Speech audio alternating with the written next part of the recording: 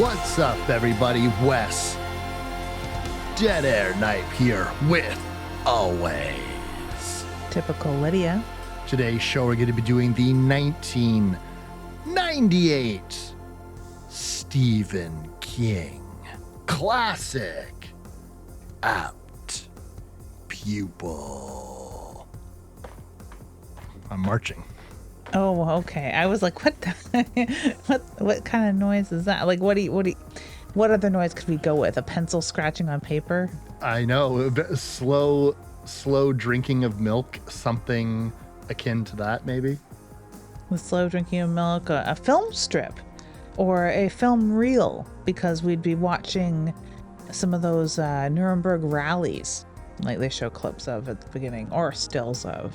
The intro of this film is actually quite artistic. I really enjoyed it. You ever wonder sometimes when you see photographs of actors either supposed to be children or younger versions of them, where are they getting do they just say, hey man, we need a photo of you when you are about 40 years younger, so could you provide us with such a photo?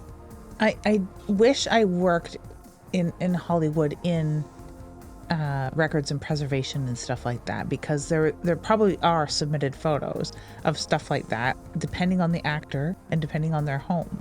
There's some actors and actresses that have none of that, right? Or there's some that have a lot, but it's dated in a specific era, quite obviously, so you can't fudge it for the 50s if it happened in the 70s and things like that. But oh my God, I would love to be that person that has that library of old. Okay, what era are you looking for? 20s. Okay, what do you need? A little boy, little girl, little girl? Okay, how about what age? 5 years old? Blonde? No, brunette? Oh, you want it to be like a redhead? Okay. Freckles? No freckles? Lots of freckles, little freckles. Okay, gotcha. Coming up, go find this 1920s, like 5-year-old ringlet redhead freckled girl that matches your actress somehow. All it has to be is one feature. Those eyes, that nose, something like that. I would do that. I would love to do that. That's the exact type of job in Hollywood that I think you were kind of born to do. This, dear listeners, is Stephen King-A-Palooza. This is the second episode in Stephen King-A-Palooza. The first one we did Sleepwalkers. Today we are doing Apt Pupil. This is a Lydia pick, and Lydia has been threatening this one for a while. I have. It is one of the darker Stephen King, and I know I'm not alone in thinking that. It's definitely, outside of Rage, maybe his darkest story ever, and maybe even darker still because more people have read or watched this. Rage, of course, as far as I know, has never seen the light of day as far as a film or screenplay treatment, and it was pulled from publication by Stephen King himself. This film has all sorts of different little nooks and crannies as far as controversy and discomfort goes, but a lot of people have seen it. A lot of people don't know it's Stephen King and just think it's some blockbuster thriller film from the 90s, or we're looking very forward to it because they enjoyed the story Apt Pupil, like I did when I had read it and thought, oh my God, how are they going to make this? It is dark, and it's not the sort of thing that you really want to capture on film. What happens in the kitchen, which we'll get to, is not the sort of thing you really want to see on display because it's so unsettling. It really is, but I think that with any type of very dark storytelling, and gang, when we talk about dark storytelling and we are talking about horror, and this film, for many people, you might be questioning, does this even count as horror? Is this more of a thriller or some kind of dark drama? Sometimes when we're talking about things that are dark in the genre, you could immediately think of like The French Extremities, or you would think of a recent film like The Sadness, or you could think of any of the kind of gonzo, gory, silly horror films that do exist out in the genre. But I submit that when you have this subject matter treated so seriously as a heart attack that is relevant to the plot, the darkness comes from the sense that this could happen. It's too logical, it's too real. And now that we exist in 2025, there's almost a prophetic aspect to this storytelling in terms of this young boy's descent into violence and cruelty and Nazism. Nazism, antisocial behavior, and sociopathy, and the movie really glosses it over quite a lot. And he remains likable, he remains relatable, however sociopathic and dark his leanings become. And you can almost look at this story in the film alone and say, you know what? I can fully understand how he started to sort of tumble into this darker thing, because he had an interest in the Second World War and the rise of the Third Reich, and he stumbled upon this war criminal, and it just sort of snowballed. In the book, in the novella, it's not like that at all. This kid is fucking evil. He's maybe worse than the Nazi in a couple ways.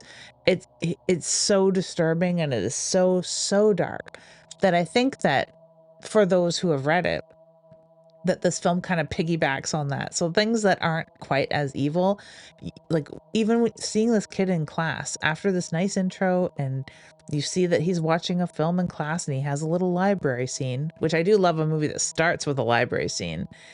Um, Having read the novella, it has such more sinister implication, and you're like, oh no, here's where the bad seed germinates.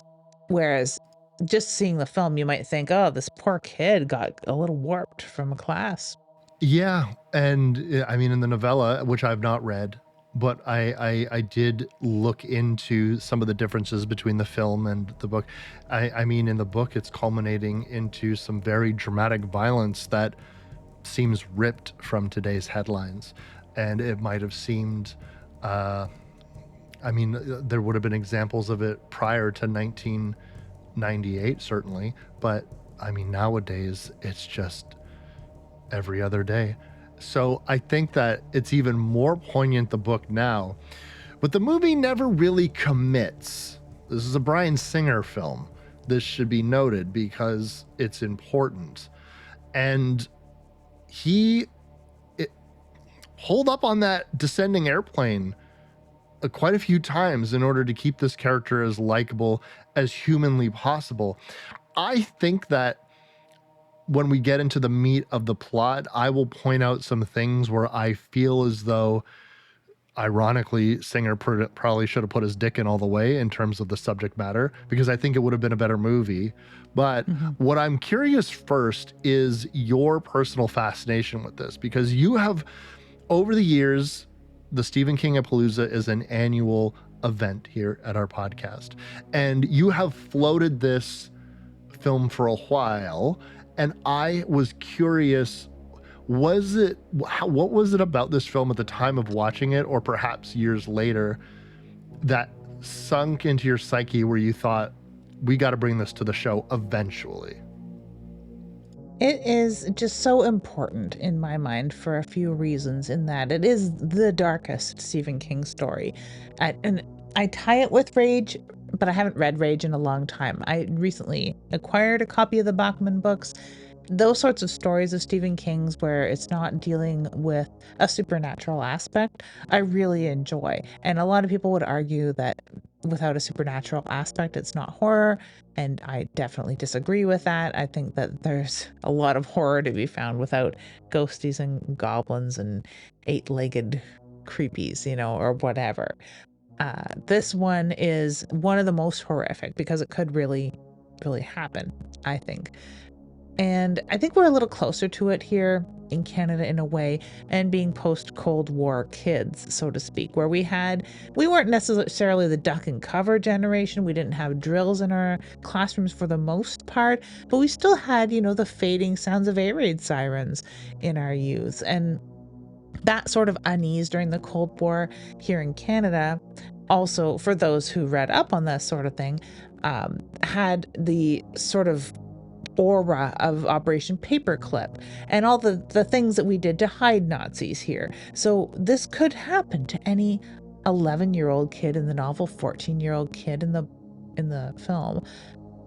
You could stumble upon a war criminal on the bus. You really could. So it felt very real and made it even more terrifying, especially living where I did, where there's a lot of German settlers, having Germans in my family as well, and German great grandmother that did nothing but scream at me all the time. I was always sort of like side-eyeing her, looking for her tattoo, like that sort of thing was very real to me as a kid.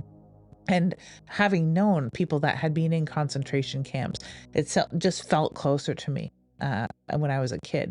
And on the other hand, that weird fascination with the circumstance and the visual appearance of a lot of fascist leaders and their armies is interesting to post-punk, punk, and metalhead kid as I was. And there's a lot of like misappropriated visual elements that find their way into subculture. And I was very fascinated with that. I had a teacher who understood my fascination, that was a morbid fascination and nothing but, and I wasn't a neo-Nazi. And he suggested I write a paper on anti-Semitism. And it was a very fun, eye-opening thing to research these darker pockets in a modern light. And I really did enjoy researching it in that way. This opening scene of this film reminded me a lot of me, but I wasn't going full on sociopath and planning to kill people and getting off on it like Todd does. It was the opposite, like revulsion.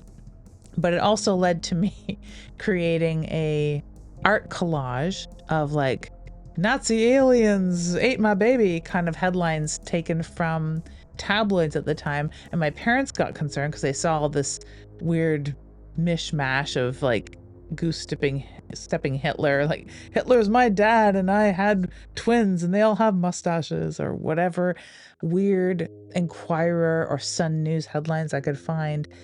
And they got concerned, which I wish Todd's parents would have too. So it was just very important to me. I really think that this would have been a Bachman book. I think that this story and ones that came out alongside it in the book different seasons, like Stand By Me, The Shawshank Redemption, they don't seem to be Stephen King stories because there is no supernatural aspect. They are very much Richard Bachman. And if we hadn't discovered that Stephen King was Richard Bachman and he hadn't killed off, with scare quotes, Richard Bachman as a pen name, these would have been Richard Bachman stories. Like, I totally believe that. There's something about this period in history, about during World War II, that I knew from a scholarly standpoint, because eventually we would cover it in school like everybody does. But in my household, it was not something that was discussed. Really? Well, it was kind of, I would hear about my grandfather in the war through other people, but he didn't like to talk about it. And it was, I don't know if it was ever directly said to me to not bring up in front of my grandfather, but it was at least implied. I understood that it was not something that we discuss. We don't bring it up. We don't talk about it. You don't engage with anything from the war. And I think that it became kind of something like that, where stuff about World War II was something that I knew about from like movies and then school. So I didn't have a personal understanding or connection to it, even though like being only one generation removed, or I suppose 2 generations removed from that. Like my grandfather obviously was in World War II. My parents were children of people who went to World War II. So I suppose, like, for me, it was such an abstract concept. And so when films like this were to come out, I don't even think I would have understood that there were war criminals living. If you were to ask me in 1998 what happened to all of the Nazis that weren't killed during, I don't think I would have an answer for you. I would just assume I didn't even know what Nuremberg trials were. You know what I mean? Like, so I just was so ignorant to all of that kind of stuff. We had a copy of The Rise and Fall of the Third Reich in the house, and my grandmother was fine to talk about it because she was here in Canada packing parachutes for the war effort. That's what she did. My grandpa was in the Royal Engineers, so I don't think he even went overseas. I know he went into the US and around Canada to different bases working on whatever engineers do, building tanks. I don't know what the hell he was doing. And I never met him, so I never got to talk with him ever at all. But I questioned my grandma all the time as a kid as to what the war was like, and like what were concentration camps, big questions for little kids. It was never forbidden. I was only ever told once around, because I was a curious kid and a question asking kid, not war obsessed by any means, but I could stumble into questions. There was only one family friend where I was told, now when you meet Percy, don't ask him about the war. You'll see tattoos on him and stuff, and like he's got war memorabilia in the house. Just don't even talk about it. And I did think about after Percy had died, I thought, did they tell me that because A, it was painful for him, or B, they didn't want to hear about the war anymore? I could never tell, because I'd go to the Legion where my mother worked and listen to the guys around the round table, but never engage with them because I felt it was not my place to come in as a young kid, teen person and start questioning these old guys who are like either drinking their pains away or finding the only solace or people that they can talk to around the table. But my mom would often interrupt them if they were getting too dark. And, just like, hey guys, does anyone need a refill? You want some water? Anyone need me to call their wives to pick them up? And stuff like that, because they would get into the deep darkies about war all the time. So it wasn't front and center by any means in our house. We had no war memorabilia in the house. We had a nice picture of my grandfather in his uniform with another guy at a plane. And we had a nice picture of my grandpa in his uniform as a Christmas card. And that was like the extent of it. Now I feel bad saying this, but fuck all that, Lydia. What is this movie even about anyways? This is a folie à deux, kind of. The book has a whole bunch of more nuance to it, but the film alone, it is seeing how two people can have some monstrous ideations on their own and be pretty much okay, but putting them together is really the perfect storm. And even so, we learn that the Second World War was a real monster all along. Todd is weird. Todd is fucking Todd is weird. weird. This is crazy. So Todd is doing a block on World War II during high school. This is the same World War II high school that a block on World War II that I'm sure they've been teaching in school since 1946. And you did it, I did it, we all did it. If you went to public school, you did this block on World War II. Todd seems inordinately fascinated with this entire process. I have this sneaking suspicion, it's that old joke about dad's obsessions with World War II. Why is everyone's dad obsessed with World War II? I think that it's because when we were all growing up, our dads were the kids of the soldiers in World War II. And I think this is just like an inarticulate way to say they missed their dad.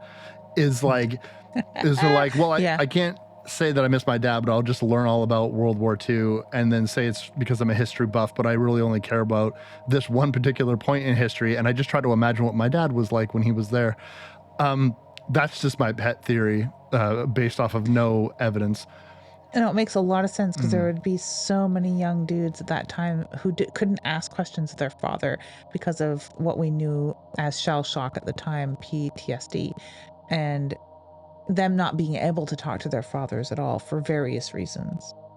But Todd has done some sleuthing, and a lot of this is on its own. And you might even think that you're missing a scene, or that you've perhaps started the movie midway through, but you've not. Todd has come to this old man's house, and he comes rather gingerly at first. And we get the sense that this might be an old-timey story of the mentor-mentee. You uncover an old guy with a secret talent. You used to be somebody. And you find out that he was a famous writer, or he used to be in Hollywood, or he was a famous baseball player. We've seen lots of stories like this where the kid interrupts an isolated, grumpy old man who, they learn to love, and I don't know. It's one of those types of stories, except this is not that story. This is Todd coming to this man, Arthur Denker's house, and he says, "You're not Arthur Denker. You are Kurt Dussender. And I know that you were in charge of a concentration camp. And I know that this because I have photographs. I've taken fingerprints out." Like, he has been stalking this man. He has old photographs of him. He's been photographing him in secret. He's been following him around. And he basically corners Denker in his kitchen. And you're like, what does this kid want? What does this kid want? What does he want? But he wants to hear about everything, because he believes, rightfully so, that the block that they're teaching you in high school is watered down. They don't give him the gory details, and he wants the gory details about what it was like to be in charge of this incredible atrocity. And he wants to be there in the piss and the shit and the blood, and he wants Denker to tell him all about it. It's sort of like that weird scene in Clockwork Orange where Alex starts reading the Bible and he's like, "Oh, this is where all the good shit is." Oh my God. And he's having dreams of whipping slaves and stuff. That's what's going on in Todd's mind. The book, for comparison's sake, is so much more explicit with his fascination with this. And he's already done horrible things and continues to do even more horrible things. He's not a curious kid that thinks that they're holding back in school and sanitizing their teaching about Nazi Germany. If he wanted some more conversation on that, he could have taken the world religion class, and when they get to Judaism, they cover quite a bit of it, and it's a lot darker to really drive home the point of them being a persecuted race. But yeah, this story parallels a little bit Fairy Tale by Stephen King, which I'm not done reading yet because it's a very big book and I just started reading other stuff, but I got halfway through it, but I was like, oh my God, this parallels Apt Pupil so much. It's this little dude that goes to help a grumpy neighbor for like a second and finds out that he's got more than meets the eye, and he has a heart attack, and he helps him take care of his house and stuff like that. It's like, what had happened if Todd wasn't harboring the deep, dark secret that he has a Nazi criminal on his hands that he's pumping for information about how he murdered people? This story, it should be noted, takes place in good old 1984. And if they're trying not to hit the nail on the head, but this again makes it a little bit more plausible how you would have an older man, but not Ian McKellen, by the way, is playing Arthur.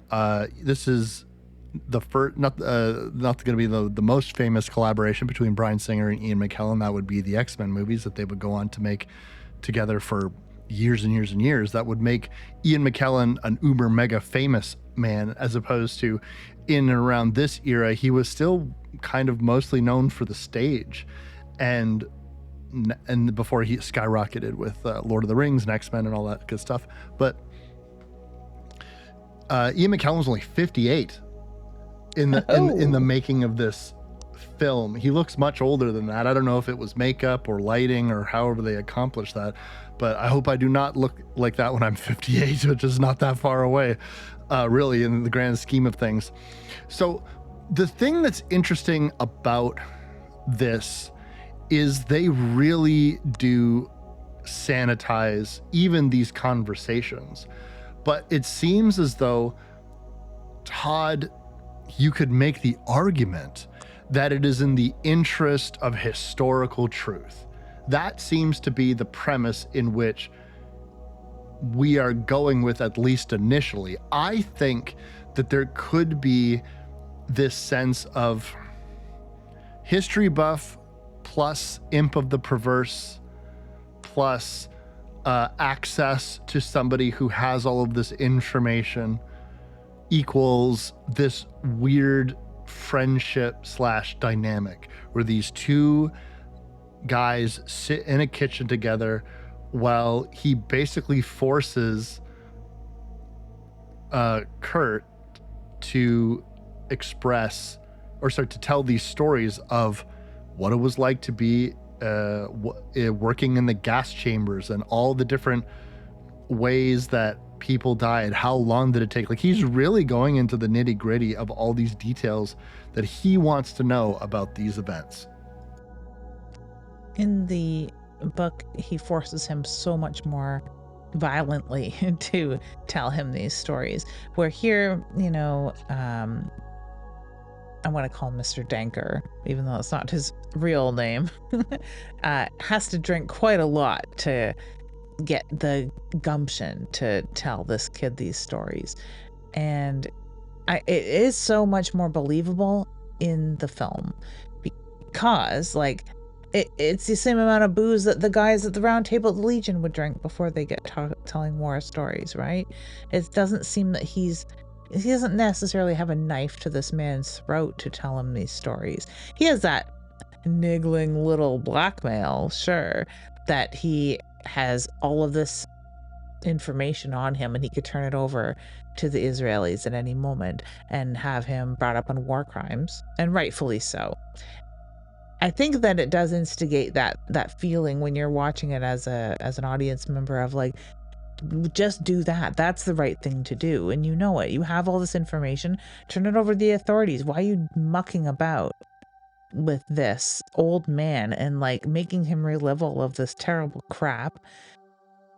That's that sort of wool they're pulling over your eyes as the audience, because a regular person would go and do just that. They wouldn't be torturing this old man. But then you start to see, as the movie unfolds, maybe it's not so torturous after all. Maybe there's something in this old man that likes reliving this stuff. It doesn't really come through quite as much in the book, but in the film, you're kind of like, oh God, here we go. This is a bad match where we have this little boy, young man, kind of getting off on all these stories. And so is the storyteller. I think that's a good read of the dynamic and how it must have felt for Ian McKellen's character. He came to the United States in 1955. It is now 1984. All of these decades have passed. And at his heart, he is trying to keep a relatively low profile. He is long retired at this point. He's living in this big, beautiful house and effectively minding his own business, whiling away the latter part of his life. All of a sudden, this life away from all of these atrocities and his crimes has caught up to him in the form of this boy who has literally invaded his space and said, I know your secret. And I would think that his character would have had this nightmare many times over the years. One of these days, I'm going to hear a knock at my door, and it's going to be people in uniforms, and they're going to haul me away, and I'm going to be put up on war crimes just like everyone at Nuremberg. And there goes my comfortable and enjoyable lifestyle. And I'm sure not a day went by that he didn't have the thought. And I'm sure he also tried to push it out of his mind. But then also, you have a person who was a high-ranking member of the Reich, and you would also think that there is this part of him that is becoming awakened because he was fully indoctrinated. He clearly believed in what he was doing. I don't believe that he was only following orders. I think that it really was something that he enjoyed, as he felt superior and he felt powerful, and he used to be super powerful and important, and now he's nobody. And there's like almost a impish glint in his eye and a little slight smile as he tells these horrific stories. There's a documentary, I believe it's called Ordinary Men, and follows the lives of quite a few people who had been involved on the Nazi side and had been in the war. And there's a few different characters where there's people that were just, I was following orders, and they didn't really understand what was going on. They didn't, they would see trains of people, but then they don't know where those trains went, that sort of thing. Very limited silos of information, and everything kept in real envelopes so that they didn't understand that they were part of this war machine in what capacity and what the outcomes were for the victims of the Holocaust. They truly didn't understand, and I believe a lot of them. Then there's the ones that seem to understand and use I'm following orders as a total blanket, and they're quite horrible people, really, honestly. But then there's this one guy in that one documentary that is definitely a Kurt Dusander, and he's going through his memorabilia, and he's proud of the time he spent in Hitler Youth. He's proud of the time he spent in Luftwaffe, and it's sickening and terrible. But he's got the same sort of pride as somebody who, if we had our own Canadian that went against the Red Baron, that sort of pride. He feels he was on the right side of history, and it's so warped to see. And, we had these sorts of headlines here and there through the years where they would find a Nazi criminal, much like this character is, at this fictional concentration camp that they portray in the story. And it just rings so close to home. Like, it's really how it would go down. What's crazy to me is that when Todd goes into his house, accuses him of all this, says, I dusted your fingerprints and I have 14 points of match. You are this guy. He still drinks the glass of milk that he's being handed by a Nazi war criminal. I would definitely assume that milk would be poison. Todd is very comfortable lying to his parents. And this comfort with deception is consistent throughout the entire film. Perhaps in 1998, this would seem less odd. Nowadays, I find this ludicrous. I'm not a parent, but if I had a son who all of a sudden befriended an old man that he met somewhere, and he said that he's going over to this old man's house now daily, and he's reading to him. The constant story is he has terrible eyesight. I just would have a million questions. Their mother seems to be adamant that we need to sit down and have dinner with this man, and they're not going to make you wait, because literally in the next scene they're all having dinner. Let me ask you this, Lids. If you were sitting at a dinner table with an old man with a German accent, would you ask him point blank, what were you doing during the war? It depends. It really depends on his level of forthcoming with other stories. I mean, they haven't asked him about the wedding ring on his hand. No one does. No one fucking does. Ask him about that first and see how that goes. How about that? That's my hint. No, I don't think I would. Especially if it was my first time meeting him, and I don't know. Yeah, I don't think I would. It just seems so tactless because I don't know, man. I was like, maybe this is a touchy subject. You don't know what, you know that they're from Germany. You don't know anything else. You They don't. could be Polish. They could have been on the Absolutely. wrong end of that stick. And that's terrifying. When my grandmother ran a group home for schizophrenic patients, there was one girl, Lena. She had no last name. They never knew what her last name was. She was German. She was elderly, and she had tattoos. And you didn't ask people, what were you doing in the war? Jesus, Murphy. He has a story about how he was a serviceman during the war in Germany, but because of his poor eyesight, he actually spent all of his time never seeing combat. And he spent his time doing laundry effectively. And that seems to satisfy everyone at the table, which includes their grandfather, who we only meet for one scene. He's in a wheelchair. The grandfather thing will come up a little bit later in the storytelling. All of this seems quite odd, but at the same time, I suppose you can't let anyone know who Arthur actually is and what Todd wants while he's there.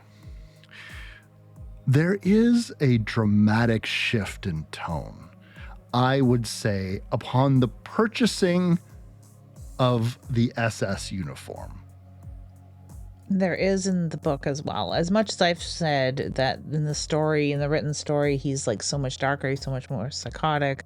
The kid is already like warped to start with, and it takes place over a much longer period of time. This particular scene in the film is darker. I found it kind of goony in a way, like sad. It's a very sad, pathetic scene, no matter how you slice it. And it's cruel of Todd to bring this Nazi uniform over. I like the little bit of gallows humor injected in the film with Kurt Dusander's line of, "Oh, I see I've got a promotion." Because it's yeah, a major's outfit, and I guess he wasn't never achieved rank of major, I I guess. think he was technically, he'd be a commandant because he was in Yeah, charge of a death camp. that makes sense. Okay. So yeah. But that's where the yucks cease. In this story, he does capture it very well from the novella. Just this sort of sad, kind of sagging, frail old man donning this crummy polyester outfit. But then, after being ordered to march in place, sort of becomes robotic and becomes sort of possessed by the essence of his former self as a trained automaton in Hitler's death machine, to put it artistically. Yeah. And it's unsettling, so unsettling. I like how we've got a little bit of mirroring as far as the film technique here. We've got Todd previously threatening a flapping pigeon with a basketball, and he's making this like the sound of a basketball on a gym floor, and it makes this like almost a marching sound of this very staccato hitting of something on something, right? And you have that mirrored in this marching in place that Kurt Dusander's having to do. And again, later in the film, we have the basketball sound again at the very end. So it's this very interesting use of sound. And we've, maybe all, I guess we're dealing with much younger generations who maybe haven't studied the third, whoa, who maybe haven't studied the Second World War in the way we did, or having seen any of those reels from Nuremberg and the marches that were held, and the sound of jackboots on pavement. I don't know if that sound really translates into youth nowadays where it did with us, or definitely our parents' generation, that sound of marching is so discomforting because we know what that sort of fascism represents. This is a dramatic turn for old Todd. This is where this becomes always a story of blackmail, but this is Todd exercising his frustration and sense of ownership. And he really is coming across as, you have to do what I say. I fucking own you.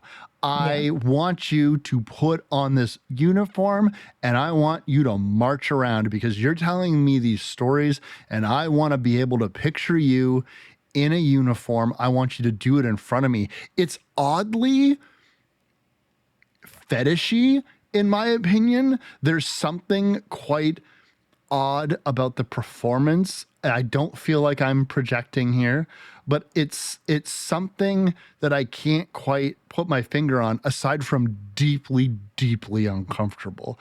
And Mm. I'm not entirely sure, aside from the obvious, Todd just wants to see it because he is a person who wants so much details about the atrocities that took place. He wants to feel as though he was there. This seems to be another layer. I'm not sure that comes across well in the film. I do know that this sequence was in all the trailers. And even though this film is not as well known as it is, not as well known today, I promise you, they sold the shit out of this movie. They promoted the fuck out of it. I would see the trailers for this movie all the time on TV, and this sequence is in that trailer. I remember it vividly. And he gets so into it, his marching, and it takes over his monstrous id. It is now what he is, to get Freudian, I suppose, for whatever reason. And then Todd doesn't like it anymore. Perhaps he's scared. I'm not sure. I don't really understand Todd's motivation for wanting to see this, I'm guessing.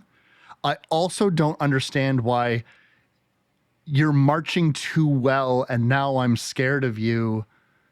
I don't get it. This scene is really hard for me to understand.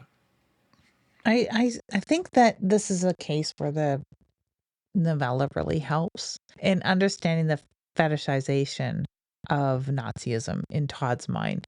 At this point, if I recall, because I haven't read Apt Pupil in a very long time, he's already begun having very profound sexual fantasies about being in uniform himself, like really explicit shit, right? So I think that this is helping that, and it is like a way more dark and sexualized and a deeply psychotic thing that he wants to see this man. And it's also that I've got you under my thumb. I'm going to force you into the most uncomfortable position and watch you squirm without realizing what sort of monster he's really dealing with.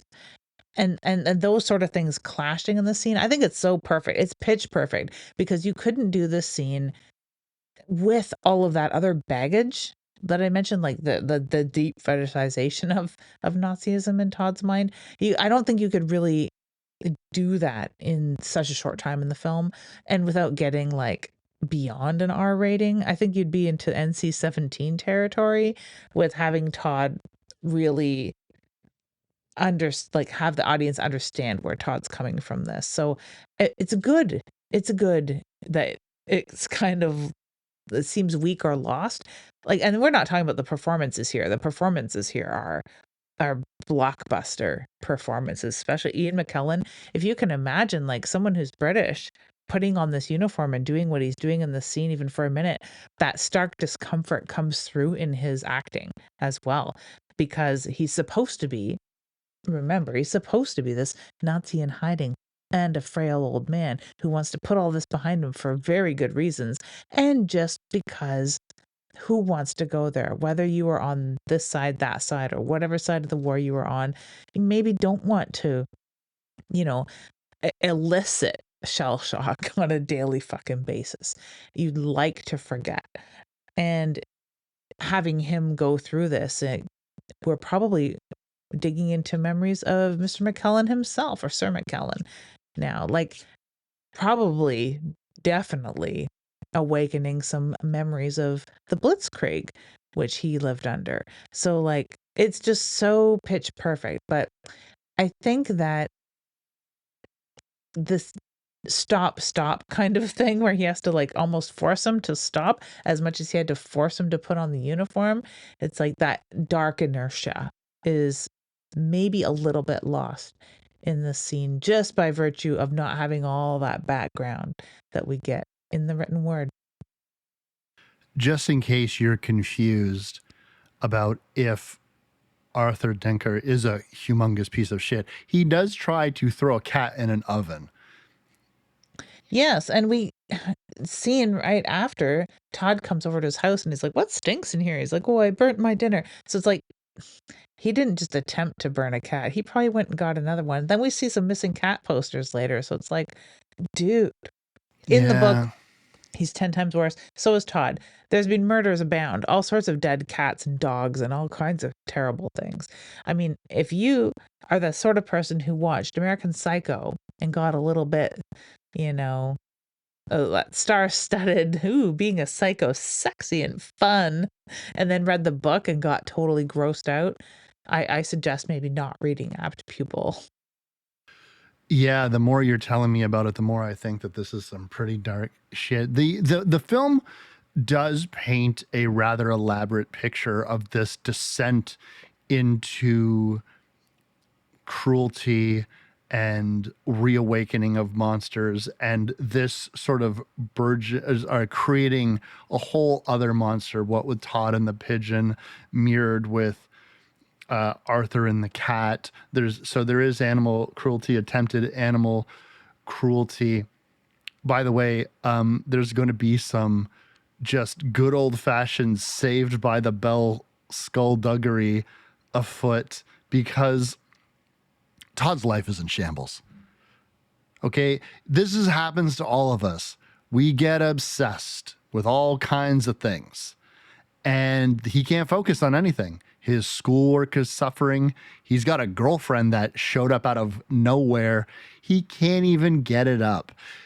She tries to blow him. It doesn't work. That's the worst. We've all been there, gang. I have. But, and then she says the worst thing, which is like, you probably don't even like, do you even like girls? Man, don't say that. Don't say that. His response is just sort of like stone cold. He's like, it's not like he's maybe supposed to be thinking like, maybe I don't like girls. What's wrong with that? There is this through line in this film, but I'm not sure if it's in the book. But it is a little fucking sexual.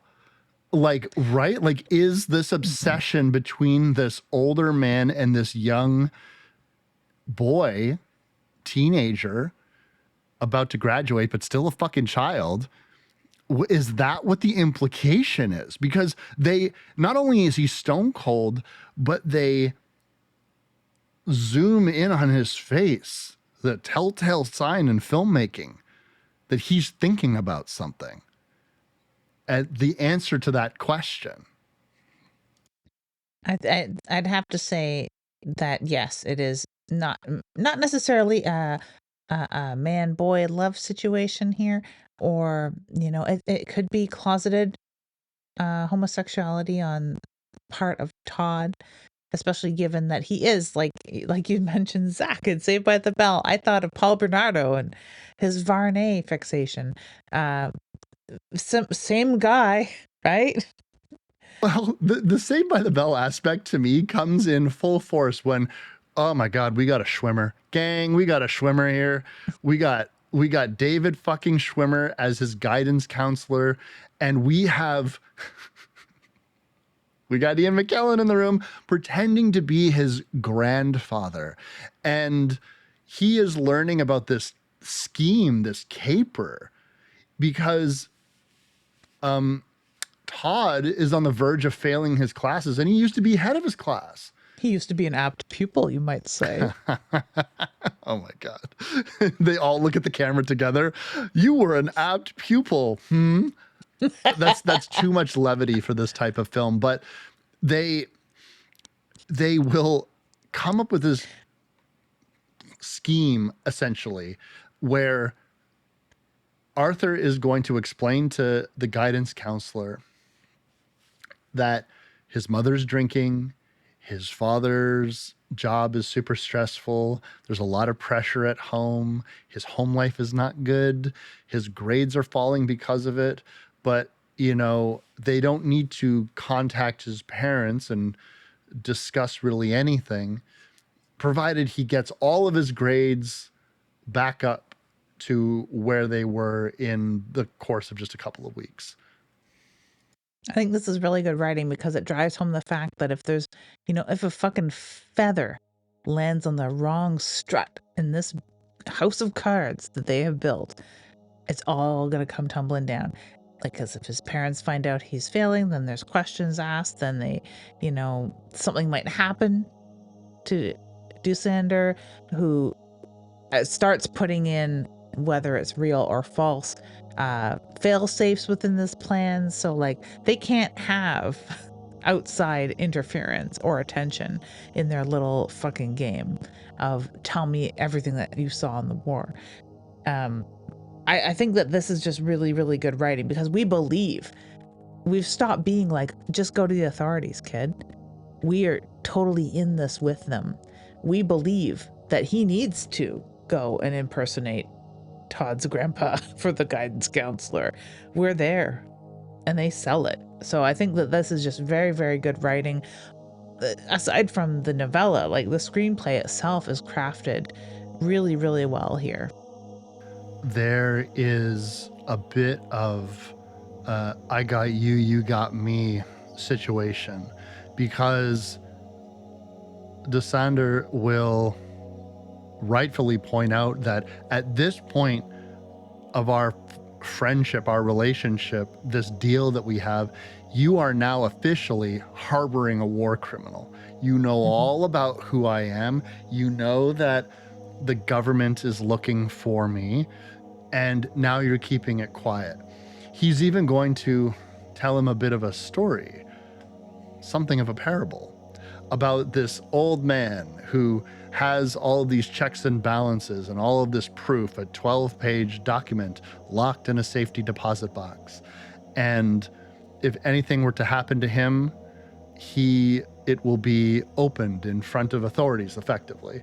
And it will implicate him. He's already, by the way, threatened to do this because he basically says, if you take me down, I will take you down with me. So if you expose me to the authorities, I will say your name every single time I'm in front of the press. It sounds so plausible too. And I really like some of the little lines, especially Ian McKellen has them, like, you're playing with fire, boy. And he says it in the most dark way. He says, we are fucking each other. Don't think I'm fucking you over. We are fucking each other. Don't think that line wasn't lost on me. It was, yeah, in so many ways. Like, it's just so believable, so plausible that, what is the masterstroke here? What is the thing? What is the one thing that Todd can do? Well, he's got to get rid of all of his evidence, because then Denker, Dusander, whatever your real name is, will sound like a raving lunatic if this safety deposit box, whether it exists or not, is ever opened.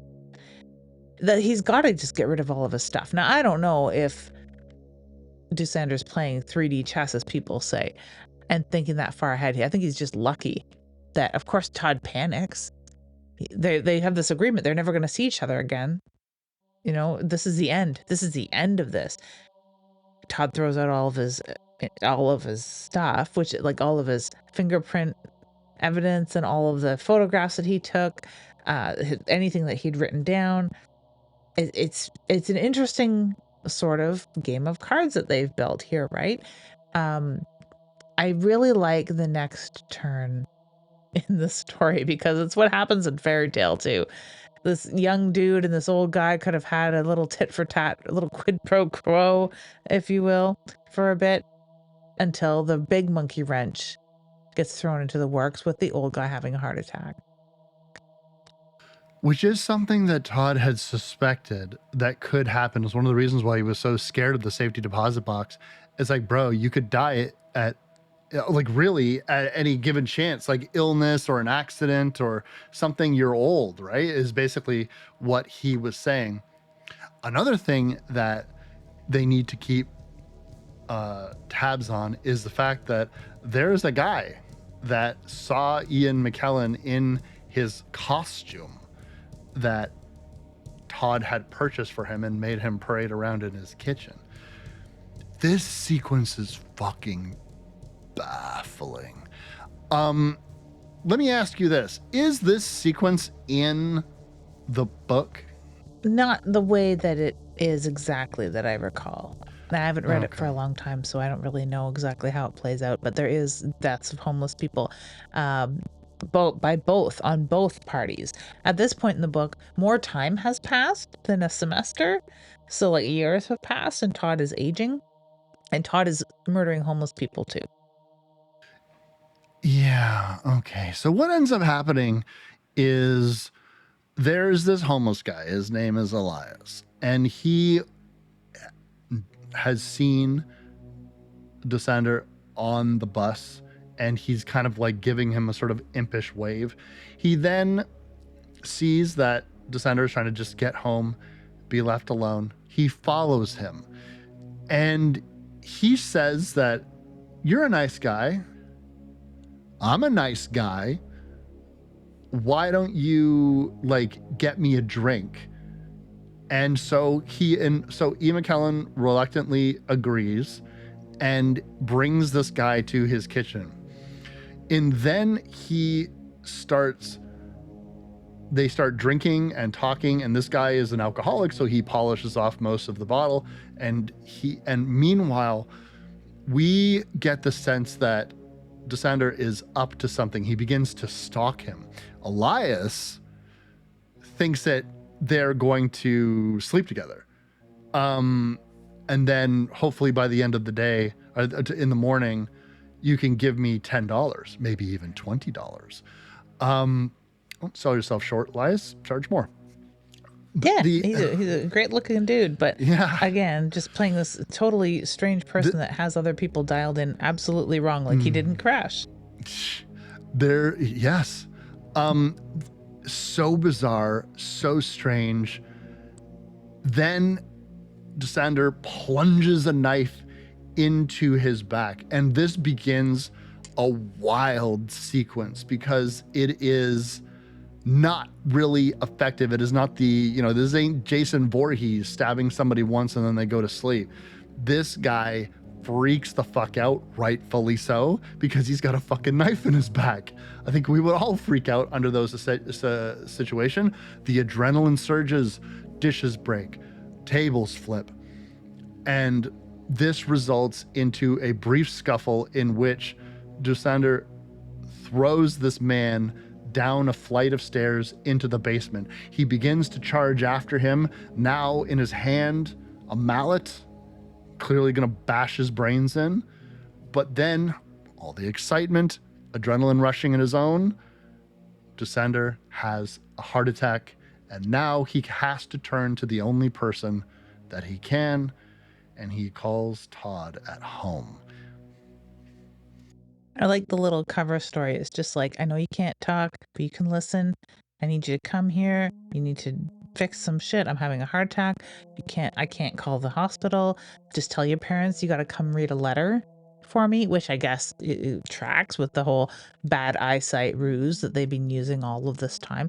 I really want to go back and read this novella so badly to see if there is any hint of homosexuality or the promise of homosexual hangouts in Desander's interactions with homeless people that he kills. Because of course, even at the beginning of the film, when the teacher is writing on the chalkboard the little pie slices of the people that were targeted by the Nazis as undesirables, homosexuals are in there. And I said homosexuals weird. homosexuals are in there. So there's like this thread that's weaved through this from the very first mention on the chalkboard, and Todd's girlfriend asking if he even likes girls, and now this sort of like assumption.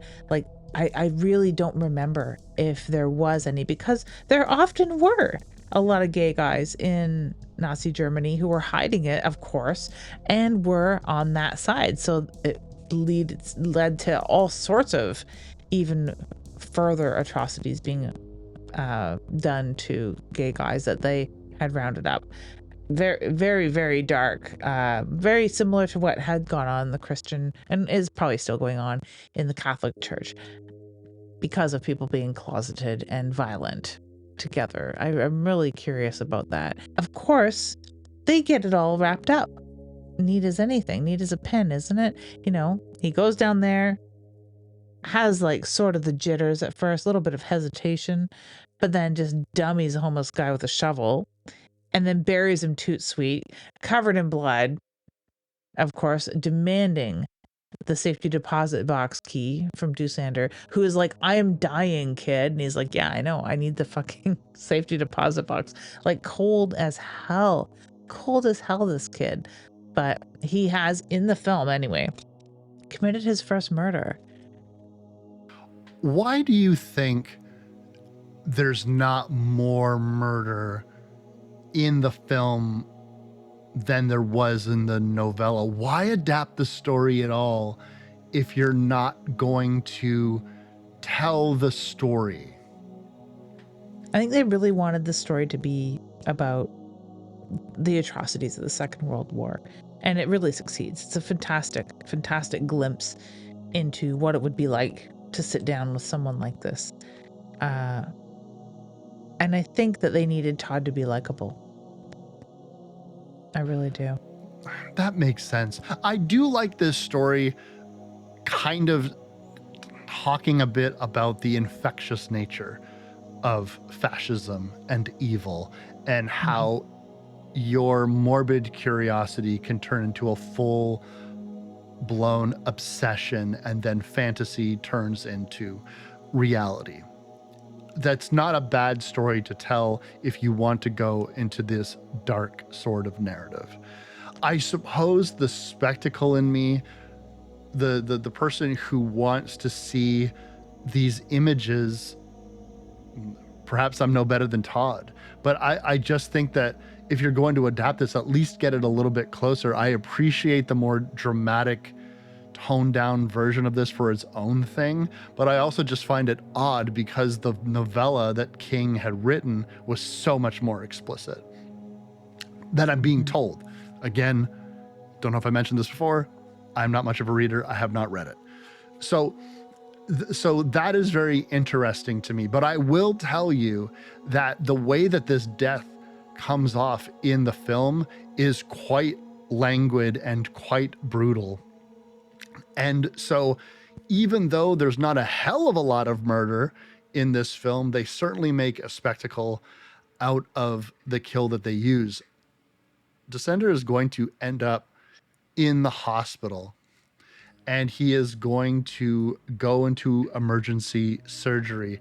We know that as he's getting carted away in an ambulance, that in this amount of time between reels, Todd has used this opportunity to clean up the kitchen, do his best. He leaves a little bit of a smudge on the telephone that his father perhaps almost sees, but they get out of there pretty quickly. He does bury the body. Thankfully, it's one of those good old-fashioned dirt floor basements that are great for hiding bodies. And you then have this moment where you think, okay, you have helped me. We have this understanding. I will be truthful with you. The safety deposit box, that was a lie. And you don't have anything to worry about. And so one more lie, casually, effortlessly, that Todd brings out is when Descender basically goes to sleep. He's got a neighbor, a curtain neighbor, like you'd see in many hospitals. Mhm. That person also has a German accent, and he's asking him, "Oh, I wonder where in Germany. I think he's German, and I wonder what he was doing during the war." Todd effortlessly tells him, "I don't know. I don't know anything about that. He's never talked about it. This, that, and the other thing, because he's just a friend." And all of a sudden, while watching the Cosby Show, this bedmate has a complete PTSD flashback as he realizes he might recognize this person, looks at Descender's profile, then gets up and looks at him, and then has a full, like, runs to the nurse. And there's this moment of tension. We don't see a nurse, we don't see any doctors. Is somehow Descender going to kill this guy? Is Todd gonna fly out of the corner to keep this man's secret one more time and kill yet another dude? No, we turn a corner, we find a nurse, he breaks down into her arms, collapses, crying. He's gnashing, he's like biting his finger. He's so distraught. And the jig is up, because next thing we know, Ian McKellen's character is going to be surrounded by the FBI, the LAPD, and an Israeli representative. Which is the fitting end, which is what we wanted from the beginning. And I really like applaud this story. Like, aside from it being a horrific tale and just being spectacularly acted, it's very well written. And I think that's why it persists and why it hasn't been redone either. At least not yet, anyway. If you like this, I've mentioned this film to Wes before. It's not something we would ever do on the show, I don't think, but Death and the Maiden with Sigourney Weaver and Ben Kingsley, fantastic story. And it's not a World War II era, it's a Spanish Civil War era story, but it is... it has a lot to do with this sort of reaction that you see this hospital bedmate of Descender's go under, where he realizes who he is bunked with, and just that very visceral reaction. It's sort of like this Death in the Maiden story starts there and goes on. Very, very good, very brutal, very heart-wrenching story, very dark too. Um, I like that he finally got what was coming to him. And they film it really well too, where he's sort of just old manly and he's like, "Oh, here, let me see my glasses. Oh, there's guys talking to me. Oh, who are you, fine gentlemen?" And they're like accusing him of war crimes and telling him he's going to be in Israel within a couple days. Like, yeah, it's what we wanted to happen. Absolutely. This is right after, or Descender tells Todd that he's probably going to have another 20 years at least. So like, he really did save his life, and would perhaps have many decades ahead of him. This sequence of events is quite interesting. It's important to note that Todd's family is not just a regular old suburban family. They're quite well off. We are talking opulence. His dad has very fluffy, high-powered 90s businessman hair. He's got some kind of crazy job where he makes a lot of money. Todd is very much a product of this affluent environment. He is blonde and white and rich, and you can see that he is definitely going to get away with this because he's about to graduate. The authorities have questions for him, and his father is there, and it's basically like, yeah, well, he doesn't know anything. And they seem to take his word for it. And in fact, they'll give you an extra scene a little bit later to just cement the fact that the FBI is very much not looking in Todd's direction. Meanwhile, we're not sure if Descender would ever rat Todd out. There's really no reason to, because it's obvious that it wasn't him that snitched. Downstairs, you have mobs of people on both sides. You have people that are condemning him for being a Nazi war criminal.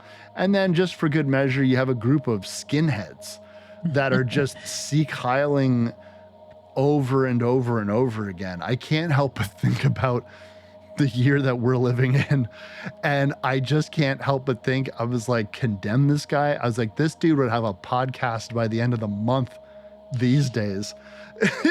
He would, and we have like not someone who's like really committed war crimes himself, but we had someone who was in the SS that was accidentally invited to be honored at Parliament here in Canada, and the furor that it created was unparalleled for just an old guy who just happened to be on the wrong side of the war and fully owns it, knows he did. It's not a secret that he was in the SS.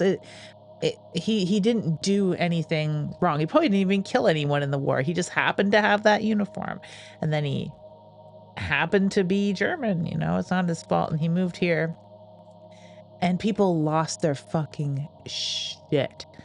So, and I guess rightfully so for the parliamentary pencil sharpeners and bean counters to not have done their job and not invite SS guy to be honored in our parliament. That's on them. They got to do more background research.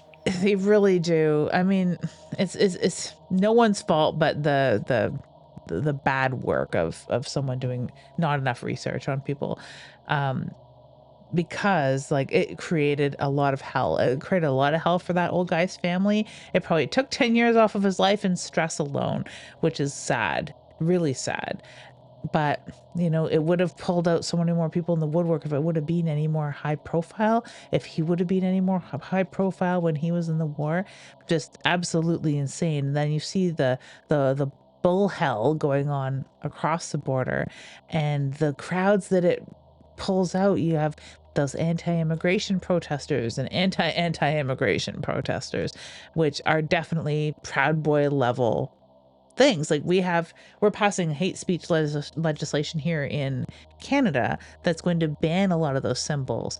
We'll probably be closer to Germany with their banning of swastika and banning of different hate symbols and banning of Proud Boys sort of propaganda, where on the other side of the border it's quite the opposite, where they want to have people who are anti-fascist labeled as hate mongers with hate speech and ban their propaganda. It's just so warped. So I think that this is really timely. If anyone's looking for a film to watch that sort of highlights where we've been before, this is a really good pick. Todd is almost in the free and clear because Descender is going to do. I hate this sequence just because it fucking squicks me out. The old air bubble to the fucking bloodstream thing. It gives him a violent thrashing heart attack. He does not go quietly into that great Blue Yonder gang. He dies screaming and flailing, and this is as he's about to get picked up by the FBI and everybody. And no, it's to no avail. He does kill himself. And it seems like the only person that knows Todd was there and finished murdering a homeless guy is dead now. And so it's pretty much free and clear. And Todd is the valedictorian and gives a just baffling commencement speech about Icarus, and it definitely strikes me as somebody who just learned about that old story like a couple of days ago and was like, how can I liken this to graduating school? It's so bad. It's so fucking bad. But it's very much in keeping with a teenager. But I thought Todd was maybe smarter than this. I think it's maybe something that would be less lost on people who are World War II and specifically Nazi propaganda specialists or armchair enthusiasts or collectors, because there are a lot of collectors, for better or worse. And had they been, I don't know, like, I don't know the texts of any of Adolf Hitler's speeches. Like most people, I don't care what the guy had to say, because he was a wretched sociopathic dictator. I'll betcha there were some Icarus speeches in there, though, and that's sort of like the vibe I got. So then I took a quick look, and I stumbled upon a very fantastic research paper on the Nazi fixation with Icarus story, specifically Hitler Youth and the National Socialist Flyer Corps. And the Versailles Treaty had banned the Luftwaffe, basically, and any sort of like war machine that the Nazis could cook up. But they were allowed to fly gliders and small like unmanned aircraft and things like that. So there was this flyer corps that had an emblem, like a symbol, and all of their stuff and their badges and their buttons on their shirts and stuff had Icarus. So Icarus was very much a Nazi socialist emblem. I would not doubt that he'd made his way into his speeches. And if we're to believe that Todd did the research that he did, because he seemed to try and go read from one end of the library to the other to find out all the sick shit that he was after before he started harassing Denker, I'm pretty sure he would have stumbled upon all sorts of stuff, because that's a kid that would have definitely read some of that lunatic speeches, right? Yeah, you have a point there. I didn't know any of that, so that's kind of interesting.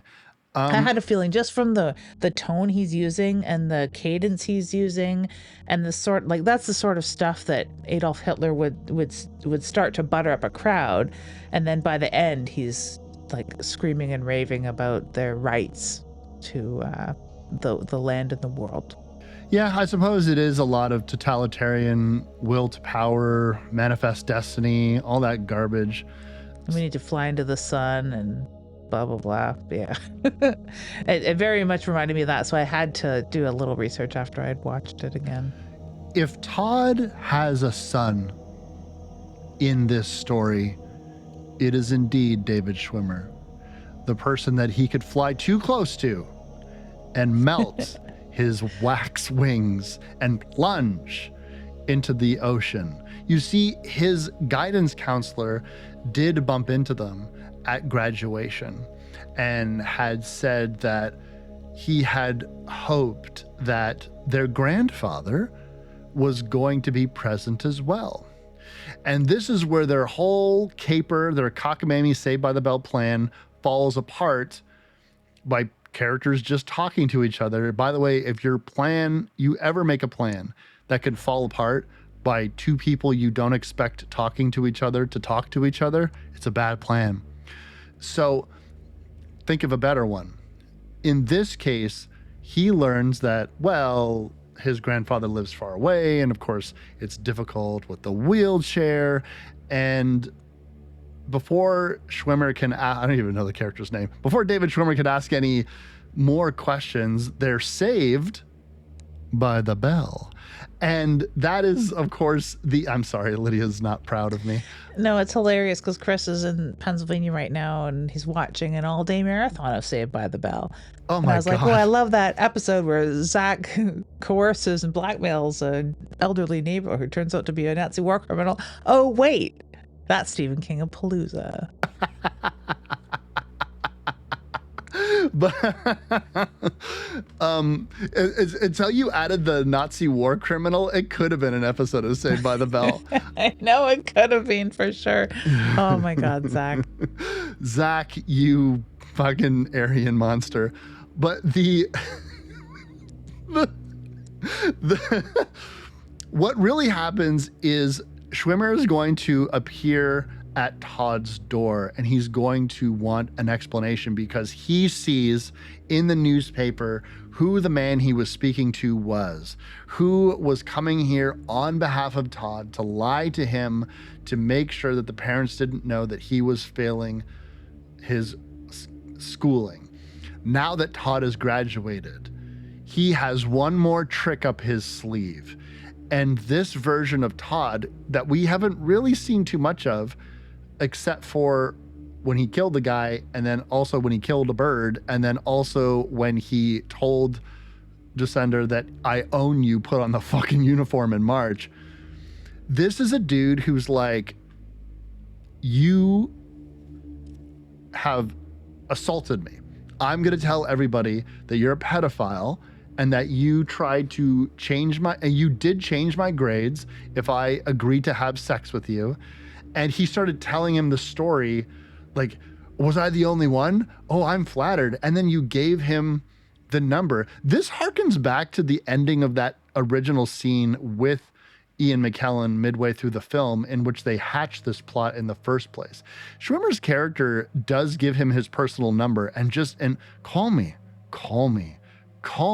And it's weird. As like, why would you give a student who has to come to this building 5 days out of the week your home number? Just any other normal situation, it would be, come see me in my office if you need to talk to me, or call the school or something like that. My personal number, inappropriate, immediately inappropriate, red flags.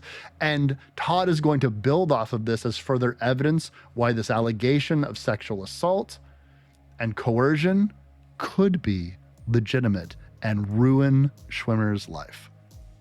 Mm-hmm. It's done artfully. Much like the other blackmail that he's pulled off. And you see like this sociopathy within Todd. Like, no wonder he's so good at lying to his parents. No wonder he had Denker under his thumb so rapidly. And no wonder he's going to pull this with French too. It's a good thing that he graduated and he doesn't have to really deal with this man anymore, because he would make his life a living hell. Because we see what a conniving, manipulative, weird, horrible, evil person Todd is, who thrives on this and loves it and gets off on it. And, you know, it's weird, again, this other weird thread of, whether it's an accusation here or not, of homosexuality being painted in a very negative light.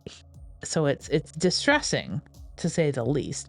I will say that the book ends completely differently, which I will not spoil. I will not get into it, but this scene doesn't really happen like this. There's no accusation like this that I recall in the book, but it does go somewhere else very, very different. Oh, I was hoping you would spoil the ending of the book, because I do know it, but it's okay. If you don't want to, we won't have to talk about it. I feel bad for those that haven't read it, because I feel like, unlike a lot of other Stephen King properties, this is something that maybe hasn't been read as much.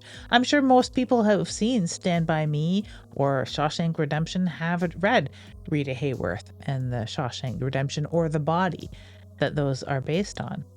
Yeah, Cujo's got a different ending. The Mist has a different ending. Those are wildly different King adaptations. This one is also wildly different, but I will say, without giving any spoilers away, is that to me the ending of the novella is far more poignant and relevant today than I think ever, and it really transforms Todd into kind of a prophetic type of character that can be radicalized. Now, he makes this implication that you don't know who you're dealing with. You don't know basically who I've learned from. You don't know who I'm the apt pupil of. Although I would make an argument that Descender wasn't really teaching him anything. So as opposed, like, and if there are more teachery scenes, like, this is how you manipulate people. If anything, Ian McKellen's character was just responding to the things that Todd was already doing. Like, like, if anything, this is like, don't poke the Nazi bear. Like, that's what this story really is to me as it's presented to me on film. Whereas somebody who is far more evil and chaotic and murderous in the novella paints a completely different type of story. But in this sense, we close off with a long shot on Ian McKellen's dead face, and then boom, we cut to credits, and we're out of here. A depressing end in which comeuppance for one, but not comeuppance for another, and the potential and chance for greater evil down the line. We don't know what Todd is capable of, but we do know that he got away with it. It's so warped too, because like Apt Pupil, like you mentioned, maybe not only pertaining to the extracurricular learning that he's doing by forcing Denker to tell him about the war crimes and atrocities of war. He was an apt pupil because he had to get straight A's, if you want to make it in the most simplest terms. But he's also just a pupil of the world. And this is in the 80s, 90s, or even last week, what the outcome is of somebody being brought up around all sorts of horrible shit in the news and being radicalized and not being, shown truly right from wrong, being allowed to fester in his own sociopathic ways, being able to reinforce negative thought patterns over and over and over again. And then you end up with like unbridled violence in the streets, or them helping people bury bodies, so to speak. It's, a really, really good statement on watching what you're studying. You can be an apt pupil with a much better meaning behind it. I mean, I'm an apt pupil of font and typography, and it's hurting nobody. But when you're an apt pupil of death and destruction and how much pain a human can take and things like that, then you've got a real recipe for disaster. And for the parents out there, ask your kids more questions, because one dinner does not sussing out a creepy old man that your son is apparently reading to make. So what do we got next for him? Coming up next, we have The Monkey, because we are not through with Stephen King-A-Palooza quite yet. And it seems to have hit other streamers and stuff like that. So if you have Prime, you can probably watch it. I don't know where else it is. It's probably on Shudder. I don't know. But it was so fun. I kind of wish I would have gone to theater for this particular film.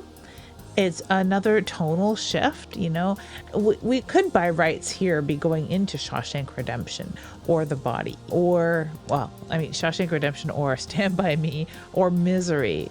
But Green this Mile is a topical.